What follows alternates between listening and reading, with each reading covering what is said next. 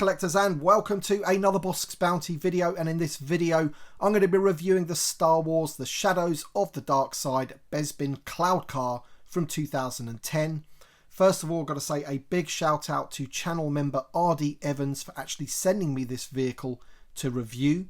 It all came about when I opened up the Vintage Collection Cloud Car Pilot that you can see there, and in that video I said that I needed to get hold of the vehicle to go with him. And since then, RD Evans has been trying to source me one, and he eventually did, and he sent me this one. So thank you so much, RD Evans. And with all that being said, let's take a look at the packaging. Okay then, so I really do like the packaging for the Shadows of the Darkside line. I'm not even too sure if that is the official name for this line of figures, but that is what we're going with. And in the top right hand corner there, you've got Phase 1 Captain Rex looking pretty awesome. Star Wars logo in the top left.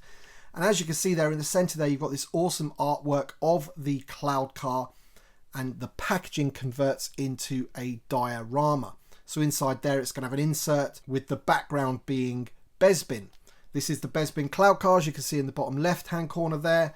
I just love the packaging. Top of the box there, we have another image of the cloud car. One end of the box, another image of the cloud car. Opposite end has the exact same image. And then the back of the box shows you exactly what you're going to be getting inside. So there is the Bespin cloud car looking pretty awesome, and it tells you all of the different features which we will be going through in this video. And also in the bottom left hand corner there, you can see some of the other vehicles that you could get within the line. The Republic fighter tank, I do have that one, the 501st version. You've got Anakin's Jedi Starfighter, which looks pretty awesome, and also Luke Skywalker's Snowspeeder. Okay, so now we've taken a look at the packaging, we're going to open it up and check out the vehicle. And this is how it was packaged with inside the box. You've got the insert there holding the toy itself, and on the right hand side here we've got that diorama piece of Bespin Cloud City. And we also get this pretty awesome toy catalogue that was included inside. So if we just open it up, you've got the Vintage Collection there on the left hand side. This line of figures was running at the same time. Then we've got the Clone Wars figures on the right hand side. Just turn the page here. We can see some toy photography there. Saga Legends, which was running through at the same time. And some of the other vehicles. We've got the remote control Hailfire droid. We've got the Snowspeeder. We've got the Bespin Cloud Car, which we're looking at today. Anakin Skywalker's Naboo Star Skiff, and Cad Bane's speeder bike. Pretty cool stuff in here. There we have the AT-AT all-terrain armored transport. That is the one that I would love to have in my collection. That is the same packaging as this. Then we've got some of the Speed Stars line, and then some of the other stuff that you could get, like lightsabers and helmets and blasters, things like that. Pretty cool stuff in this catalogue.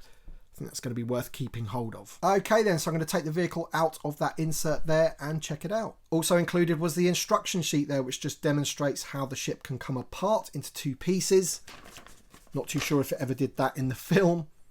And then some other details there with the, you know, how the cockpit opens and how the front opens there to expose the engine. Okay then, so here are the two halves of the cloud car, and we can just join them together like so. Okay then, so let's take a look at the cloud car in a little bit more detail, go through some of the play features, which there are a few more than I was actually expecting. So for example, you can actually push the cloud car together like so, which then these little missile launchers appear on the sides, and then you can actually shoot these missile launchers like so, and you can also shoot the missile launchers from the center as well, like so, and like so on the other one. And then to put those back, you just push them back in. So at the moment I am making use of the landing gear on the front of the vehicle, which you'll see just there. Now those do retract like so, but it does leave a little bit there just sticking out, just so you can grab that to pull the landing gear out. So I would have preferred that if it could have gone completely flush, but it's not a deal breaker. It still looks pretty cool. And when you don't have the landing gear out, I don't really think it actually makes too much difference when it's sitting there on the table. But we will just pull that back out like so. You can just see it there.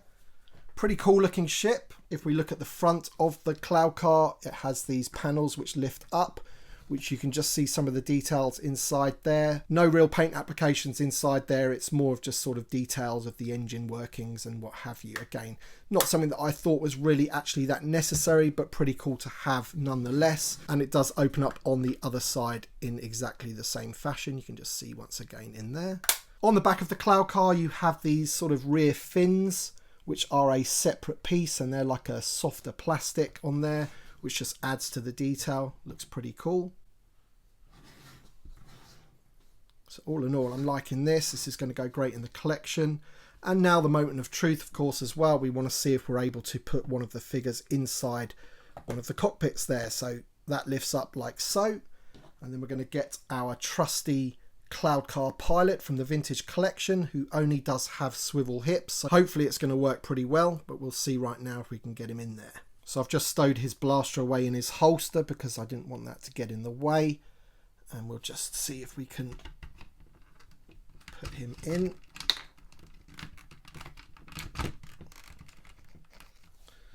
Just lost his helmet for the time being. Let's just put that on there. And then let's see if this closes, which it does. Absolutely fantastic. You can see him in there, which is exactly the sort of thing that you want to be able to see with these. You could always see the pilots in there in the film as they were escorting the Millennium Falcon into one of the landing pads in Bespin. Pretty cool. I'm liking this vehicle. And I even think that this vehicle is actually good enough for the vintage collection. I think it would look pretty cool in a vintage collection box. Of course, we had one of these in the Kenner days. This one is a lot more advanced. It has a lot more going for it, and it's probably a little bit more screen accurate. But in actual fact, the Kenner one was pretty good back in the day as well. But I am liking this one. I'm glad to have it now for my pilot. It's going to go very nicely in my sort of mini Bespin display that I have going with the carbon freezing chamber and a few of the other figures that go from that scene. So thank you once again to RD Evans for gifting me this vehicle. It's going to go very nicely in the collection, so thank you so much. Let me know your thoughts in the comment section below, what you think about this vehicle. Do you think it's good enough to be in the vintage collection in one of those cool vintage collection boxes? And you know, would you want one of these pilots packed in with that set? Let me know your thoughts in the comments. Thank you so much for watching this review of the Bespin Cloud Car. Thanks so much to my Patreon supporters and channel members as always. Your support means a great deal to me, so thank you so much, and we shall see you on the next one.